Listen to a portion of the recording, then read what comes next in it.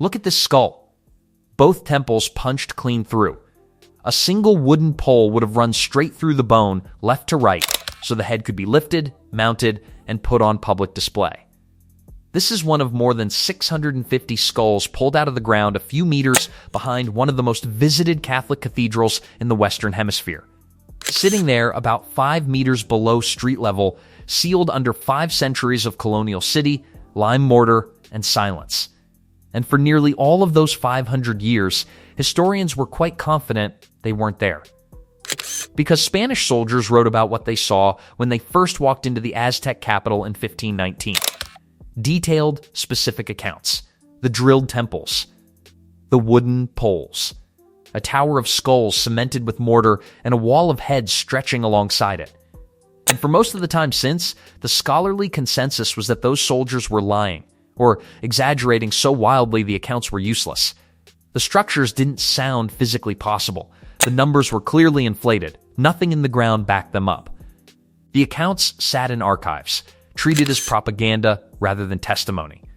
Then in 2015, Mexican archaeologists started digging at a construction site in central Mexico City. And what came out of that ground did not confirm 1 or 2 details. It confirmed the core of all of it, structure by structure, skull by skull, in a way that quietly demolished 500 years of academic certainty. This is the story of the Hueyi Tzompantli, the Great Skull Rack of Tenochtitlan. One of the most significant archaeological discoveries made anywhere in the world in the last 2 decades. To understand what was found and why it matters, you have to understand what Tenochtitlan actually was. When Cortez and his army arrived in 1519, they were not walking into a small settlement. They were walking into a metropolis built on an island in the middle of a lake connected to the land by long raised stone causeways. Population around 200,000 people. London at the same moment had roughly 50,000. Paris had around 100,000. Tenochtitlan was one of the largest cities on the planet. At its heart sat the sacred precinct, a walled ceremonial district containing the Templo Mayor, the great twin pyramid dedicated to Tlaloc, the rain deity, and Huitzilopochtli, the god of war. And in the open ground in front of those temples, in plain public view, stood the Hueyi Tzompantli. 3 Spanish soldiers left written records of what they saw there. Bernal Diaz del Castillo was a foot soldier who fought through the entire conquest, survived, grew old, and decades later wrote one of the most remarkable eyewitness accounts in the historical record.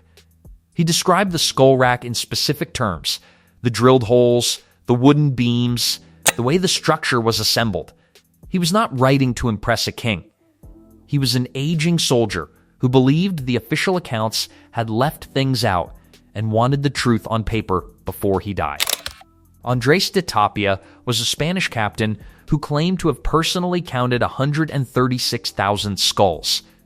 That number is not credible, but the act of attempting to count them is. You do not try to count something that is not there. You do not write down a figure, even an impossible one, unless you are standing in front of something large enough that counting seems worth the effort. And then there was Cortez himself. In his official letters to the Spanish crown, letters with legal and political weight, he described the skull racks in front of the Templo Mayor. So did several of his officers. All of them said the same thing: a massive public display of skulls, a tower, a wall, heads on poles by the hundreds. For most of the 20th century, all of these accounts were dismissed. The Spanish had a motive to lie. They were conquerors writing reports that would be read by their king, by the church, by a European audience. Portraying the Aztecs as a civilization built on mass human sacrifice made the conquest look like something other than what it was. The numbers were absurd. The structures sounded invented. And there was nothing in the ground to check the stories against, because after 1521, the Spanish dismantled the sacred precinct systematically. The temples were torn down. The skull rack was taken apart. The skulls were buried or destroyed. The Metropolitan Cathedral of Mexico City, begun in 1573, was placed deliberately on the footprint of the Templo Mayor, a Catholic cathedral planted on the bones of the religion it had replaced. The heart of the Aztec world went underground and stayed there. In 1978, electrical workers digging behind the cathedral struck a massive stone disc about 2 meters below street level, depicting Coyolxauhqui, the Aztec moon goddess. That discovery confirmed the Templo Mayor was directly under central Mexico City and triggered decades of archaeological work. But the Hueyi Tzompantli itself stayed buried. No one found it. Then, in 2015, a construction project at the corner of Guatemala and Argentina streets gave INA, Mexico's National Institute of Anthropology and History, an opportunity. A salvage excavation led by Raul Barrera Rodriguez and Lorena Vasquez Valen. Less than 2 meters below a colonial-era floor, they found the first skull. Then, another. Then another. Over the next 5 years, they uncovered something nobody had predicted finding in that condition or at that scale. At the center of the structure was a cylindrical tower approximately 6 meters across, built from human skulls set into lime mortar with the faces oriented outward. Stacked in courses like bricks, each layer locked into the mortar of the layer beneath it. Running alongside the tower was a semicircular platform and a wall of additional skulls. Around the entire structure, the team had to clear more than 11,000 individual bone fragments before they could fully access the main deposit. The tower itself had been built in 3 distinct construction phases, all during the reign of the Aztec Empire between 1486 and 1502. This is where everything the historians doubted snapped into focus. The Tower of Skulls cemented with mortar that sounded physically impossible? Real. The wall of heads alongside it? Real. The drilled temples, the wooden poles, the public display in the center of the city? Confirmed, detail by detail, by the archaeology. About 79% of the skulls examined carry those drilled holes through both temples. Done after death, after the flesh had been removed. Clean, consistent, made with stone tools. Made for exactly the purpose the Spanish described. To thread a wooden pole through the skull so it could be mounted and then removed again when the display was refreshed. The Hueyi Tzompantli was not a static monument. It was a working structure. Skulls were added regularly. The display was maintained and renewed. This was an active public institution at the center of one of the largest cities in the world. I want to stop here for a second, because what is coming next genuinely changes what was previously understood about Aztec ritual practice. And it is not comfortable information. If this kind of history matters to you, the kind that revises what you thought you knew and makes you sit with something real rather than a cleaned-up version, subscribe right now and stay on this channel. This is what we do on every video, and this one is not close to finished. The researchers cataloged more than 650 individual skulls from the structure. Of those, 214 have been analyzed in scientific detail. And what that analysis found broke the dominant historical narrative about Aztec human sacrifice almost completely. The standard account, repeated in textbooks for generations, said the victims were predominantly captured enemy warriors. Young men taken in battle, killed in ritual, displayed as trophies of military and spiritual power. The Aztec sources said this. The Spanish accounts confirmed it. Modern historians built it into the standard model. It was logical. It fit the martial character of the empire. It was wrong. Of the 214 skulls analyzed in detail, approximately 46% were male. The rest broke down into roughly 37% female and around 8% children. Roughly 2/3 were young adults between 15 and 29.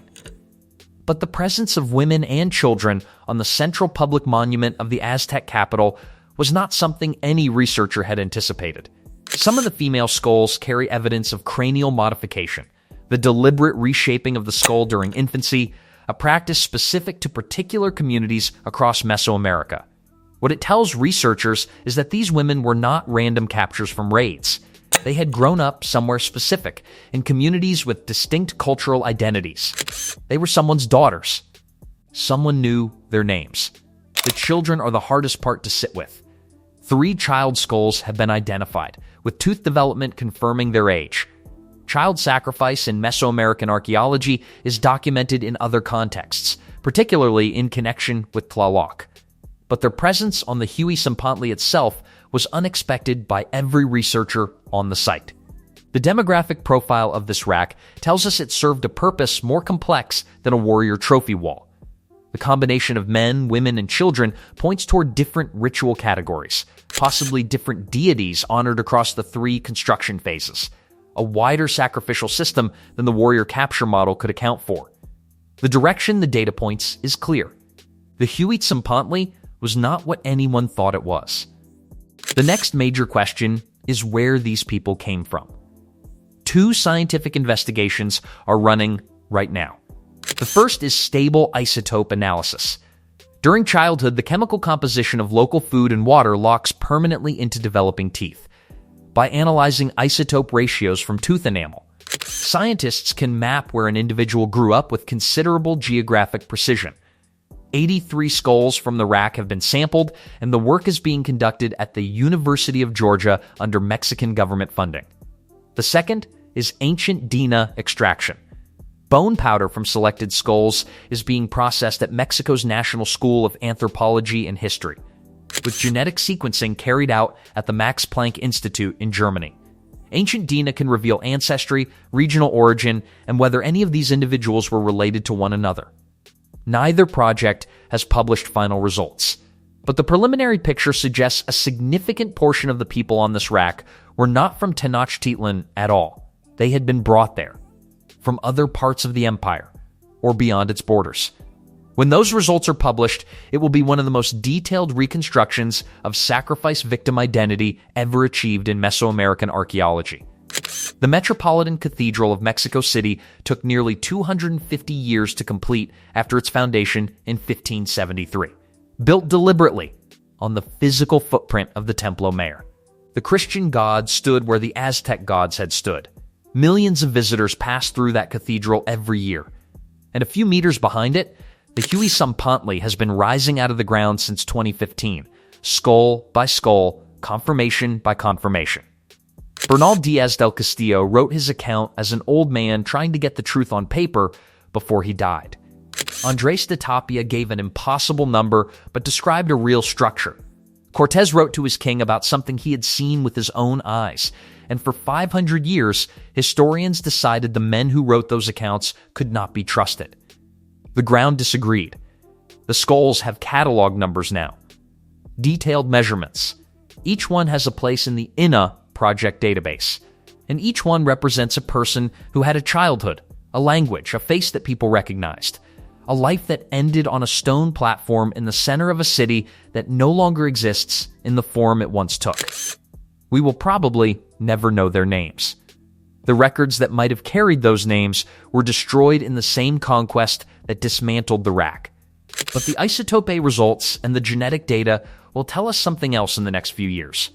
The names of their home regions, the communities they grew up in, the distances they traveled before they ended up numbered in a laboratory in Mexico City. The people displayed on the Hueyi Tzompantli were not symbols. They were men, women, and children from real places, absorbed into a ritual system whose full meaning we are only beginning to reconstruct. The people who tore the rack apart and built a cathedral over it believed they had erased it. They nearly did, but not quite. 5 centuries later, a team of archaeologists is still pulling the truth out of the ground, one skull at a time. Drop a comment right now with your honest gut reaction to one thing. Women and children made up the majority of what was on that rack. Not warriors, not soldiers, more than half. When you actually process that, does it shift how you understood this empire? Or does it not move you at all? Because I think people land in 2 very different places on that detail, and I want to know which side you're on.